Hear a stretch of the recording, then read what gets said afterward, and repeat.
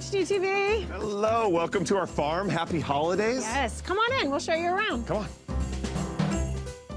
Okay, welcome to our home. We always have a new animal. It's Lloyd. Always.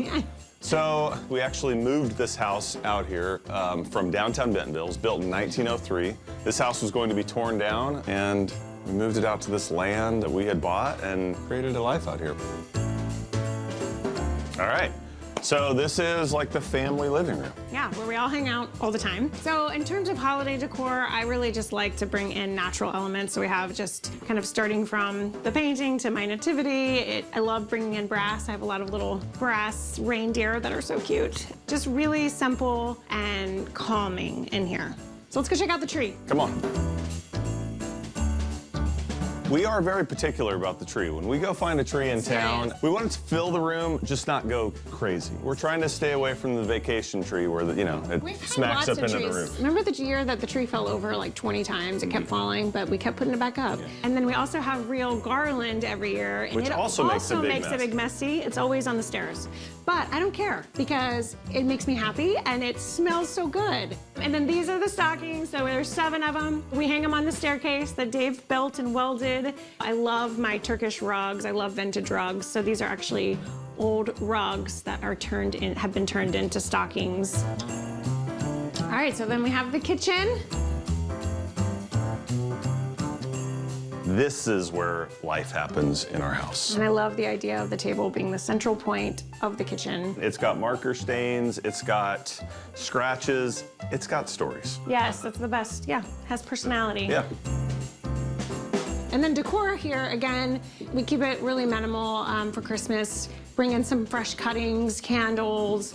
And this wreath I've had forever, gosh. I like it because it's simple and it adds a little pop of color, and you can always use a deep red anywhere, I feel like, during Christmas. And every house has to have a nutcracker. I love this guy. This is the staircase where the kids come down Christmas morning. Where you make them wait. They have to wait at the top of the stairs for the photo and to make sure we're ready. We gotta have our coffee and be prepared. The fire has to be going, and once we're ready, the chaos ensues. Dolly's our 18-year-old German short hair, and my friend Buddy, who's an artist here locally, made this painting for me. And so we just did a little holiday cheer on Dolly on the painting. Oh, there you go. I grew up in Colorado. The holidays for us was 10-foot snowdrifts, fire, baking, a log cabin. I guess quintessential winter wonderland. We actually had snowmobiles, and my brother and I were always up to some kind of mischief. We wore helmets, but... Yeah, you did? You wore helmets? I do not believe that for 1 second. I was very different, though, than Florida.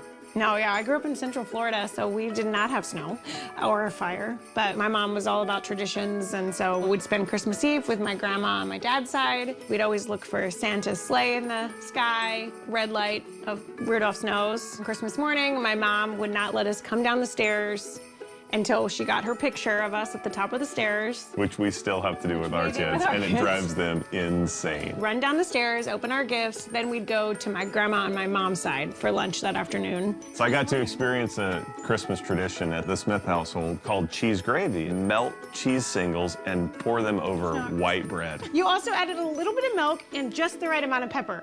Christmas traditions, sometimes they're hard to kick. With our family, once we started our own traditions, that was an easy one to kick. We immediately stopped cheese gravy.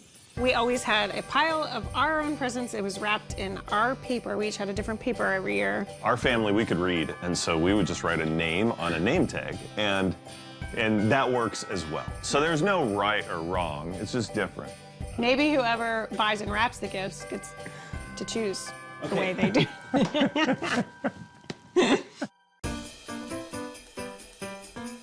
All right, got a few dad jokes if you need them for the kiddos. What did one snowman say to another snowman?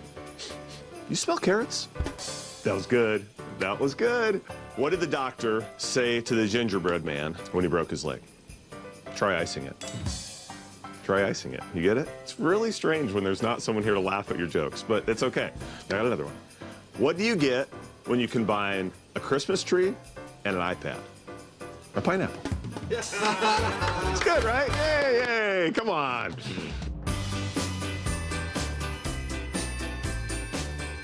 Oh, here, Dave. Put your apron on. I know you always wear an apron. Welcome to our kitchen. Welcome, welcome. Okay, so today we are going to make a couple of our favorite holiday recipes, starting with Grandma Mars's peanut butter cookies. Yes. This is Grandma's recipe box. This box is full of treasures, and they're written in her handwriting, which I love. Okay, so typically Dave is the cooker. Typically, like, give me a percentage. If you were put on the spot and you had... 28% of the time. Okay, fine. 99.9. When Jenny was pregnant, I made these, what, every single day? With the boys, yeah, the twins. I was growing humans. Mama was hungry. What I love about these peanut butter cookies, they are 4 ingredients. Cup of peanut butter, cup of sugar, 1 egg, and a teaspoon of baking soda. And they are delicious. You roll them into a little ball, dip them in sugar. Smush them out, Okay. like so. Yes, yes. But then, the key that my grandma always showed me, another round of that sugar. Yeah, it really is key. Take the fork, make some little imprints in it. My kids like to do, you know, a little X, but doesn't matter. So that's your call. You do you. You do you. So once you get everything forked out like How this, pretty they are, too. They're pretty just like that. Okay. We're gonna bake them at 350 for 10 minutes, and then they Quick. will be done. Yeah, they're quick. Okay. Look how pretty they are. They usually cool for 3 to 4 seconds in our house before they're eaten, Devoured. and then the tray is ready for the next round. Yeah, you're gonna get 12 to 16 cookies per batch, so always plan on a double batch. And these cookies, they go perfectly with Hot chocolate. For all you Food Network lovers out there, this is Ina Garden's recipe. Let's make some legit homemade hot cocoa. 2.5 cups of milk. 2 cups, half and half. 4 ounces each milk chocolate, my personal favorite. And we've got semi-sweet, dark, which is my favorite. And why not throw in a tablespoon of sugar? We usually do a hot chocolate topping bar for the kids. They come in from playing outside and they can make their own. Whipped cream, marshmallows, we have crushed up candy cane, and little candy canes too. We are going to bring this to a simmer. Then we're gonna remove it from the heat. We're gonna dump in the chocolate. We wanna let this melt completely. Okay, we're gonna pour the sugar Sugar, in. just a little sugar. Of So course, we've you got got your vanilla.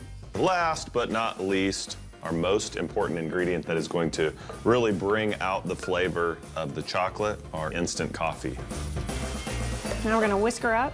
Oh my gosh, do you smell it? This hot cocoa, along with a peanut butter cookie, it screams happiness. It screams happy holidays.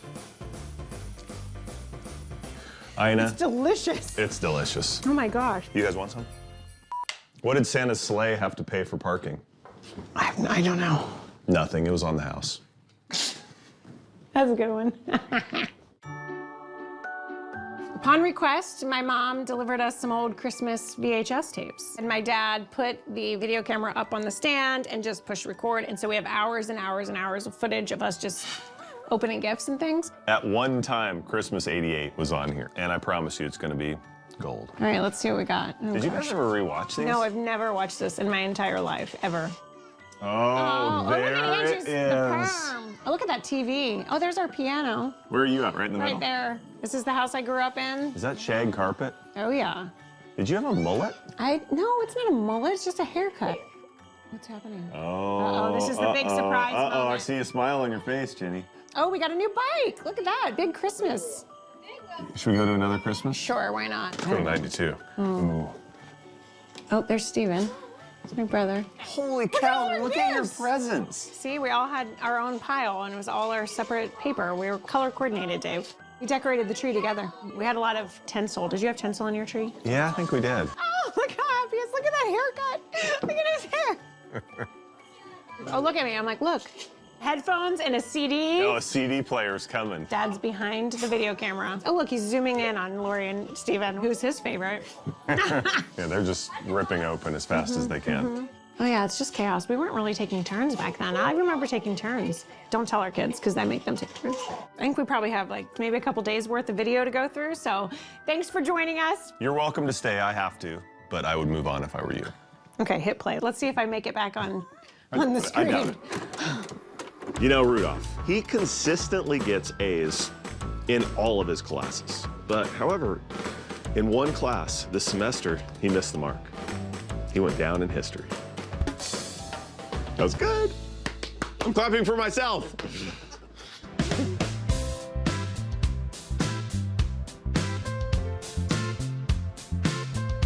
Thanks for coming. Thanks for visiting us here. And we hope you have a wonderful holiday season with your families and a beautiful 2025. Thanks, guys.